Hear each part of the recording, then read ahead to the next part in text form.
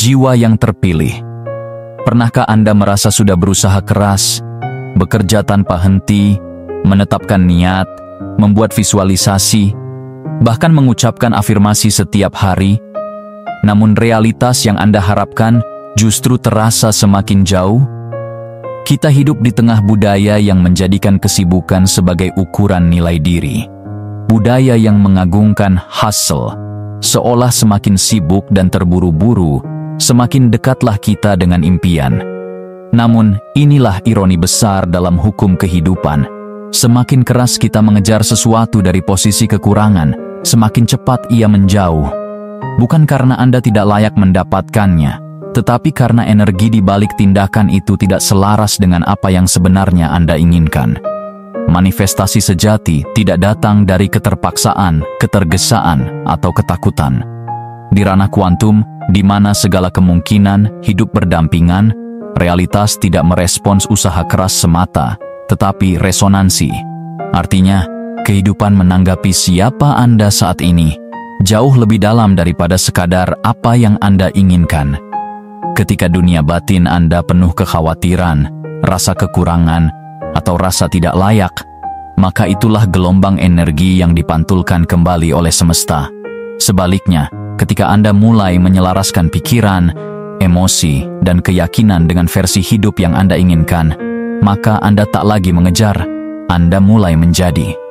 Dan saat itulah keajaiban terjadi. Realitas mulai menyesuaikan diri. Sahabat terkasih, jika Anda merasa narasi ini berbicara langsung ke dalam jiwa Anda, membuka pemahaman baru tentang bagaimana semesta bekerja, maka bantu saluran ini terus tumbuh dengan cara yang sederhana, namun bermakna. Silakan tekan tombol subscribe dan aktifkan lonceng notifikasinya agar Anda tidak tertinggal setiap pesan penting berikutnya. Jika Anda merasa terinspirasi dan ingin memberikan dukungan lebih, klik tombol Super Thanks sebagai bentuk apresiasi dan kontribusi Anda dalam menyebarkan cahaya kesadaran ini ke lebih banyak jiwa. Setiap dukungan dari Anda adalah bahan bakar bagi kami untuk terus berkarya dari hati dan untuk Anda. Jiwa yang terpilih. Kebanyakan orang berusaha memanifestasikan kelimpahan sambil memancarkan energi kekurangan. Mereka membayangkan cinta, tetapi memancarkan kesepian. Mereka mengafirmasi kebebasan, tetapi menyimpan rasa takut. Dan kontradiksi inilah yang dibaca oleh semesta, bukan kata-kata Anda, bukan ritual Anda, bukan pula papan visi Anda, melainkan energi di balik itu semua. Inilah rahasia yang jarang dibicarakan. Manifestasi tidak terjadi karena Anda memintanya. Manifestasi terjadi karena Anda menjadi manifestasi itu sendiri. Dalam bahasa kuantum, medan energi tak terbatas itu tidak bergerak karena usaha Anda, melainkan karena resonansi Anda. Artinya, tugas Anda bukanlah mengejar, tetapi menyelaraskan. Bukan berlari menuju tujuan, melainkan menjadi tujuan itu sendiri. Dan disinilah kebanyakan orang terjebak. Mereka mendengar saran seperti, rasakan seolah-olah itu sudah terjadi, atau bertindak seolah Anda sudah memilikinya, namun terasa palsu, tidak realistis. Itu karena mereka belum memahami paradoks dasarnya. Keadaan mengizinkan justru adalah keadaan yang menarik. Bukan keterpaksaan, bukan rasa putus asa, tapi percaya. Dalam fisika kuantum, observer effect menunjukkan bahwa pengamatan mengubah realitas, tetapi hanya ketika diresapi dengan ekspektasi, bukan kepanikan. Ketika Anda mengamati dari tempat yang penuh ketenangan dan keyakinan, gelombang energi runtuh menjadi bentuk nyata. Tapi jika Anda mengamati melalui ketakutan dan keraguan, gelombang itu tetap tak tergapai. Hanya potensi, tak pernah menjadi kenyataan. Mari berhenti sejenak. Ini bukan tentang menyalahkan. Ini tentang terbangun. Terbangun pada cara energi Anda berbicara kepada semesta. Bayangkan Anda mendengarkan radio. Jika Anda ingin mendengarkan siaran di 98,7 FM, tapi tuner Anda masih di 88,1. Sekeras apapun keinginan Anda, musik itu tidak akan pernah terdengar. Sampai Anda menyetel frekuensinya dengan tepat. Manifestasi kuantum, bukan tentang meminta semesta untuk mengirim sesuatu, tapi tentang menyatu dengan frekuensi di mana versi kehidupan itu sudah ada. Inilah titik temu antara kearifan kuno dan ilmu modern. Neville Goddard menyebutnya hidup dari akhir, mewujudkan perasaan dari realitas yang sudah Anda inginkan. Joe Dispenza mengajarkan bahwa otak dan hati Anda harus koheren, mengirimkan sinyal terpadu ke medan kuantum. Abraham Hicks menyebutnya vortex, titik emosional manis di mana perlawanan menghilang dan penerimaan dimulai. Namun inilah masalah utamanya. Kesederhanaan menakutkan bagi ego. Kita telah dikondisikan untuk percaya bahwa perubahan besar harus sulit, bahwa nilai datang dari perjuangan, bahwa hasil hanya muncul lewat kerja keras. Jadi ketika dikatakan bahwa manifestasi kuantum itu sederhana, kita cenderung menolaknya. Karena kesederhanaan tidak dramatis, tidak sensasional, tidak bisa dijual. Namun disitulah perubahan sejati dimulai. Mari kita selami lebih dalam. Kita akan belajar bagaimana mengubah getaran dalam diri Anda. Bagaimana medan kuantum memantulkan keadaan batin Anda. Bagaimana berhenti mengejar dan mulai menarik. Tapi sebelum itu, terimalah satu kebenaran penting ini. Versi kehidupan yang Anda dambakan sudah ada. Dalam teori kuantum, semua kemungkinan realitas sudah eksis. Tugas Anda bukan untuk memperjuangkannya, tetapi menyelaraskan diri dengan frekuensinya. Bukan dengan paksaan, tetapi dengan kesadaran. Jadi berhentilah mengejar. Mulailah menjadi. Bukan besok, bukan ketika pasangan datang, bukan saat uang mengalir, tapi sekarang. Karena sekarang adalah saat semesta mulai merespons Anda. Jika realitas luar hanyalah cermin, maka tanyakanlah, apa yang sedang dicerminkannya? Kebanyakan orang memperlakukan manifestasi seperti daftar tugas. Visualisasi setiap hari. Afirmasi berulang, menuliskan keinginan 10 kali. Semua itu ada tempatnya, tetapi seringkali hanya menjadi upaya permukaan untuk mengubah cermin, tanpa mengubah wajah yang dipantulkannya. Medan kuantum tidak merespons apa yang Anda ucapkan. Ia merespons siapa diri Anda sebenarnya. Dan menjadi diri sejati bukanlah acting. Bukan pura-pura merasa berkelimpahan sambil panik memikirkan uang sewa. Bukan berkata, Anda percaya semesta, sambil terus gelisah soal waktu. Menjadi adalah keselarasan, sebuah kecocokan getaran antara dunia batin Anda dan realitas yang ingin Anda alami. Joe Dispenza menjelaskannya begini, pikiran Anda bersifat listrik, emosi Anda bersifat magnetis. Bersama-sama, keduanya membentuk tanda tangan elektromagnetik yang dipancarkan ke medan kuantum. Dan medan itu tidak merespons apa yang Anda inginkan, melainkan apa yang Anda pancarkan. Mari kita uraikan. Katakanlah, Anda menginginkan kebebasan finansial, tapi Anda selalu gelisah, terus memeriksa saldo rekening, mengharapkan hal terburuk. Sinyal elektromagnetik Anda adalah sinyal kekurangan. Dan kekurangan tidak menarik kekayaan. Ia menarik kekurangan lebih banyak. Medan kuantum tidak menghakimi. Ia hanya merespons siaran energi Anda. Jadi bagaimana Anda mengubah siaran itu? Bukan dengan mengejar masa depan, tapi dengan menjiwainya. Dengan merasakannya sekarang. Dengan berlatih getaran kehidupan yang Anda inginkan sampai terasa wajar.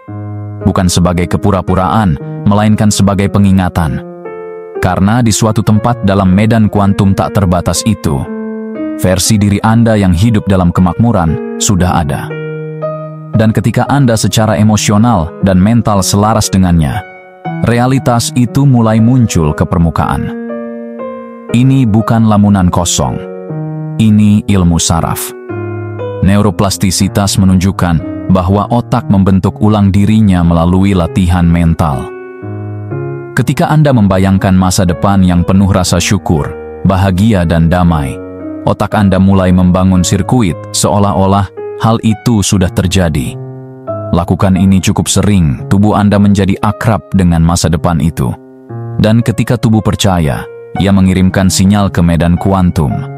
Neville Goddard berkata, Asumsikan perasaan dari keinginan yang sudah terpenuhi. Bukan berpura-pura, tetapi menyatu. Biarkan perasaan dari realitas yang Anda inginkan menjadi lebih nyata daripada keadaan sekarang. Biarkan ia menyesuaikan sistem saraf Anda. Karena kebanyakan orang melewatkan satu hal ini.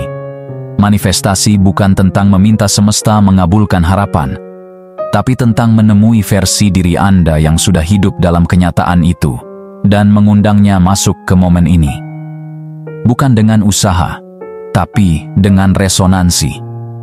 Dan ketika resonansi Anda konsisten, medan mulai memantulkan kembali. Itulah pergeseran nyata. Ketika Anda berhenti menunggu tanda dan mulai menjadi tanda itu. Ketika Anda berhenti mengejar sinkronisitas dan mulai hidup selaras dengannya. Disitulah realitas mulai melengkung. Disitulah waktu runtuh. Disitulah manifestasi terasa seperti keajaiban. Bukan karena keberuntungan, tapi karena koherensi. Dalam fisika kuantum, gelombang kemungkinan menjadi kenyataan karena pengamatan. Tapi tidak semua pengamatan sama. Pengamatan yang diwarnai keyakinan, kepercayaan, dan kejelasan emosi jauh lebih kuat daripada yang diwarnai rasa takut atau keraguan. Jadi tanyakan pada diri Anda, realitas seperti apa yang selama ini Anda amati di dalam diri Anda?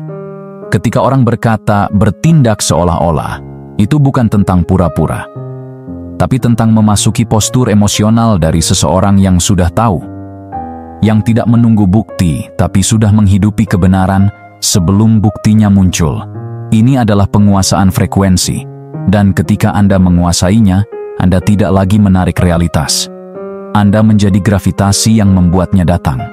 Sekarang kita mengerti bahwa medan kuantum tidak memberi Anda apa yang Anda inginkan, tetapi apa yang Anda jadikan. Maka pertanyaannya adalah, bagaimana Anda mengubah kemungkinan menjadi kenyataan?